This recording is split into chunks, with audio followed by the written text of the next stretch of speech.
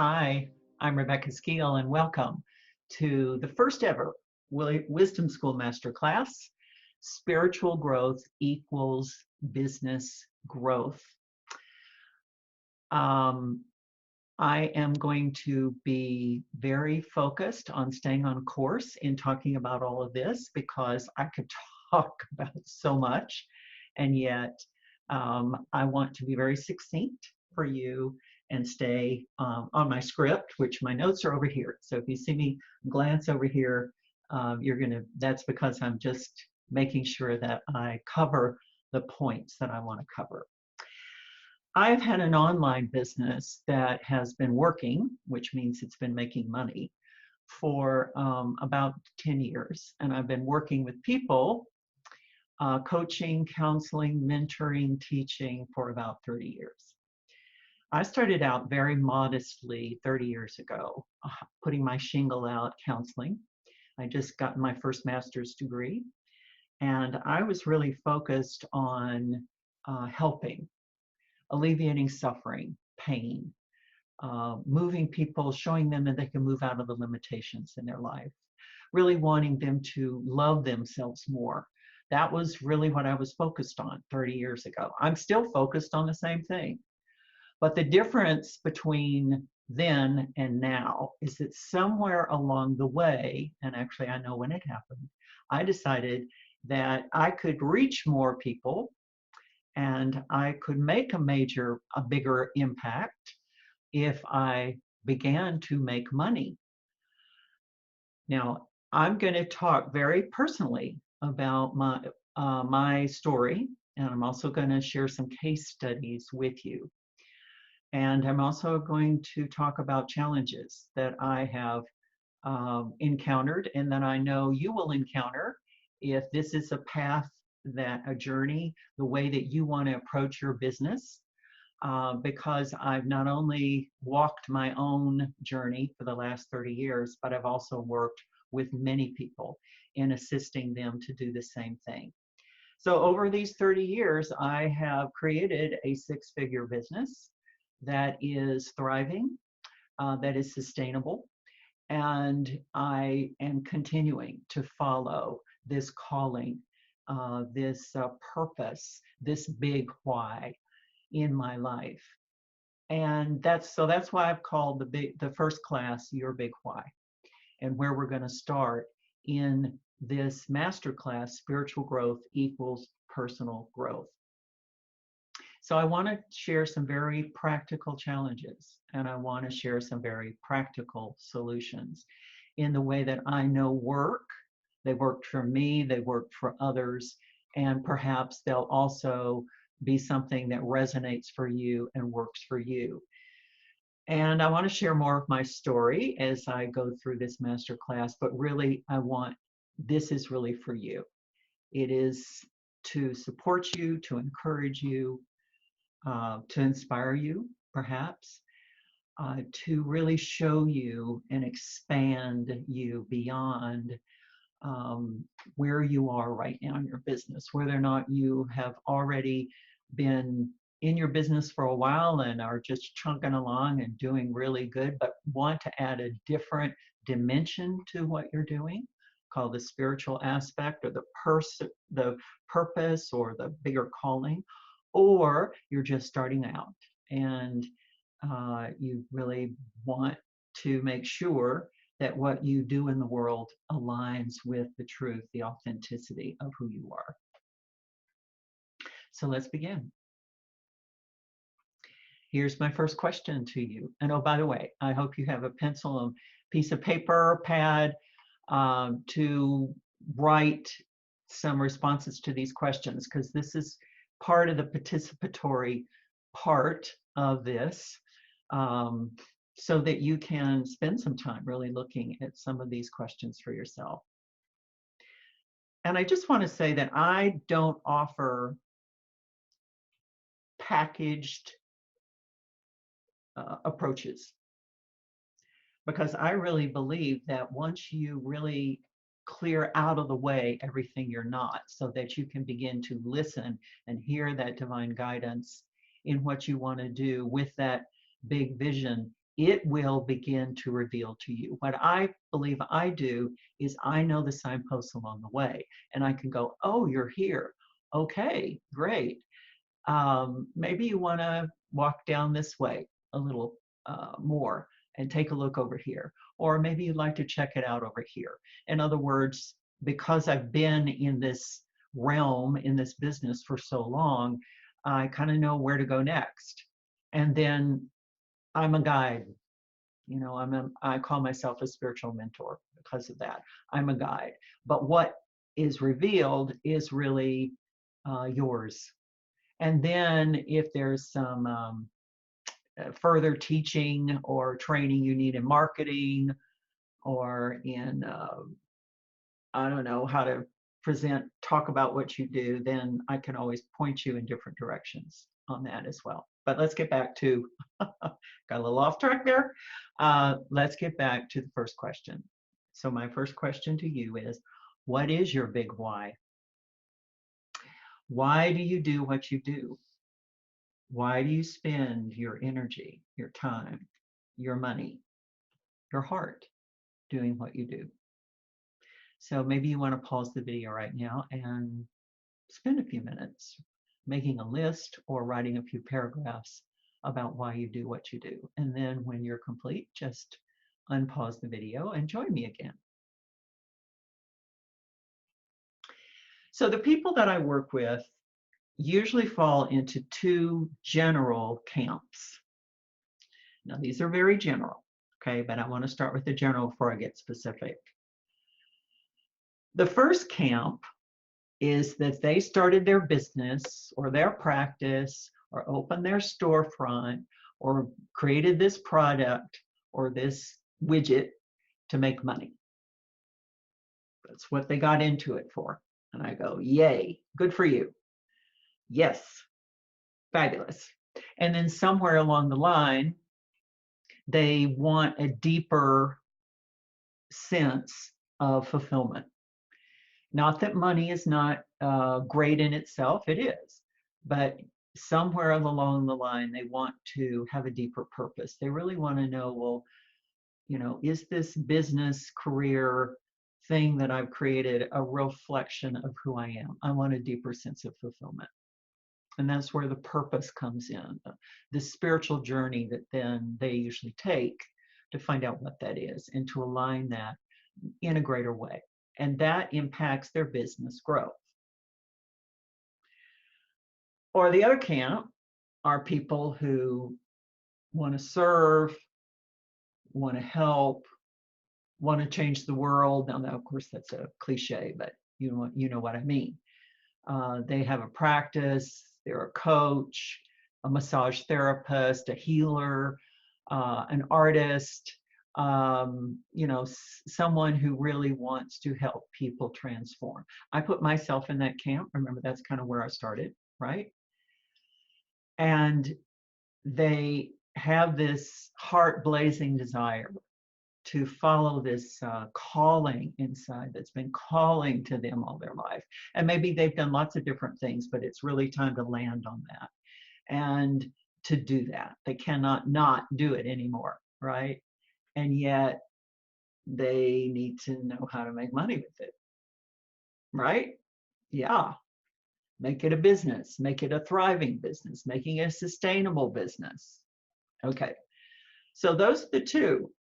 So I want to start there because I know that's a practical place to start. For all of our big vision, we must take a look at how can we practically make money doing what we love to do. Okay. So if you made a list or wrote some words down, paragraphs down about why you do what you do, was money on it? In other words, did you write down, I want to make money? And if you did, good for you. And if you didn't, why not? Why not? Why didn't you put that down there? You know, when that question was asked of me about 15 years ago, and I was doing this little workshop, And I was supposed to write down why I did what I did. Making money was not on the list. And the coach that was working with me looked at me and go, Rebecca, why didn't you put that on your list? Why wasn't that part of your why?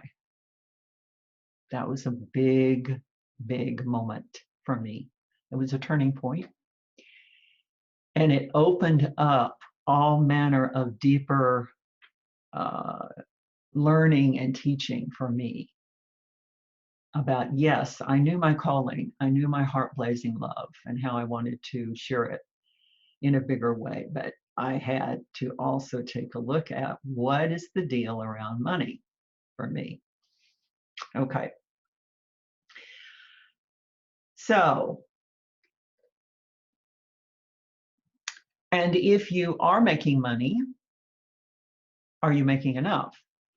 Are you setting goals for yourself? Are you moving forward in making money or not? And if so, why not? Do you have a sustainable business? Okay.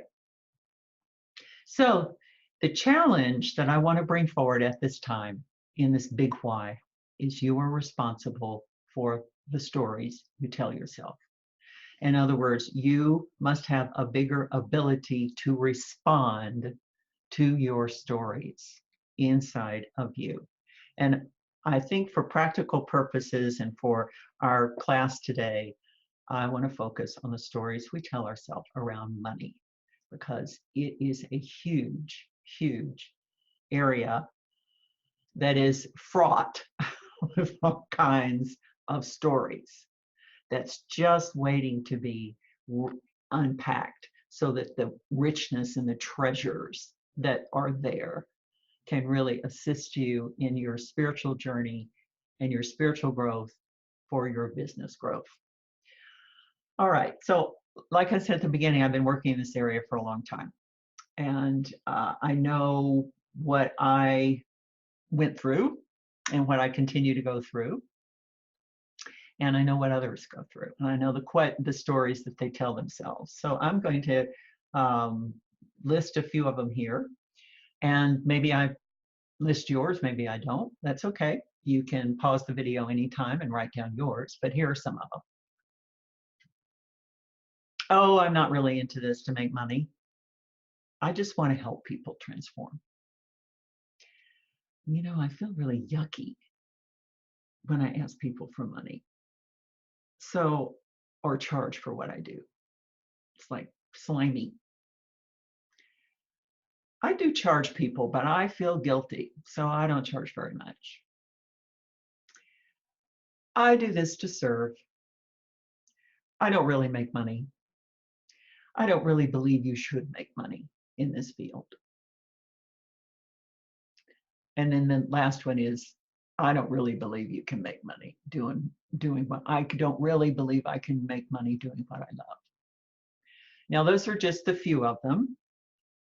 And if the challenge is you're responsible for the stories you tell yourself. If that's one of your stories, then how do we begin to be responsible? Where do we start? Okay, I'm going to tell you a case study. I love to tell stories on my clients, and of course, I've changed names and all that kind of thing to not reveal who they are. But I want to tell you a story about Tom. Tom was a very successful businessman. He'd made multi-million dollars over his 25, 30 years of being in business. He also had social standing and social capital. He was on major boards. He'd started major boards, organizations to help others. Tom was a self-made man, and he had done a lot of good and was doing a lot of good. But when I met him, his business was in crisis and his life was in crisis. And he came to me because he had heard that I worked in a spiritual approach to business and also spiritual approach to one's life.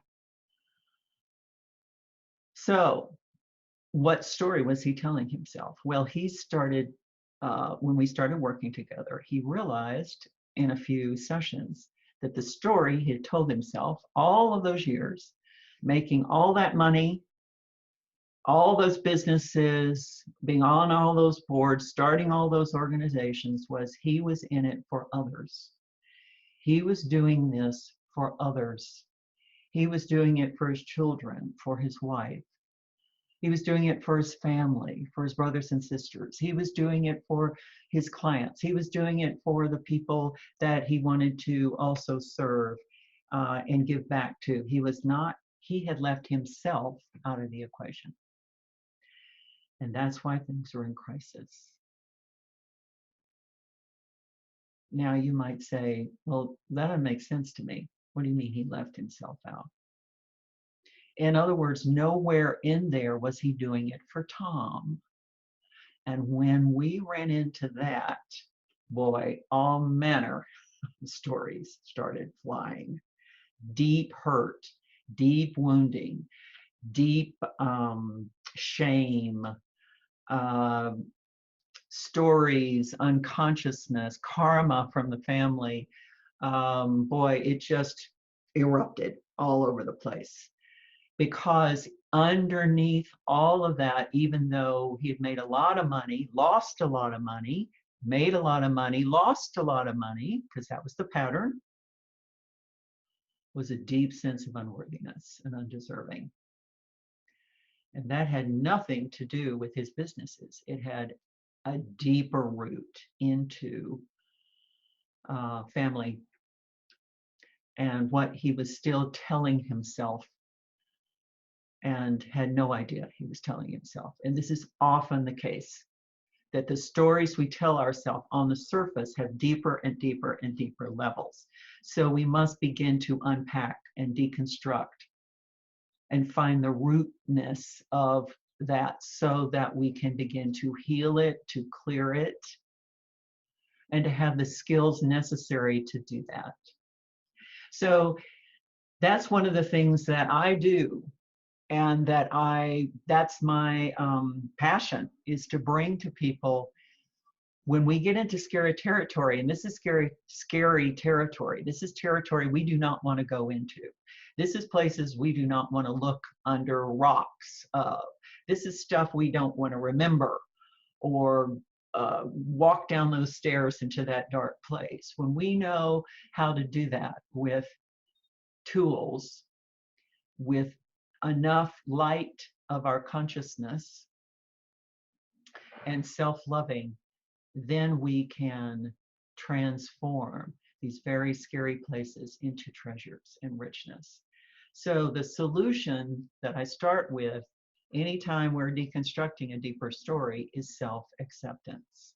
We must be able to accept what we uncover and discover. We must accept those fears. And the ego doesn't want to do that.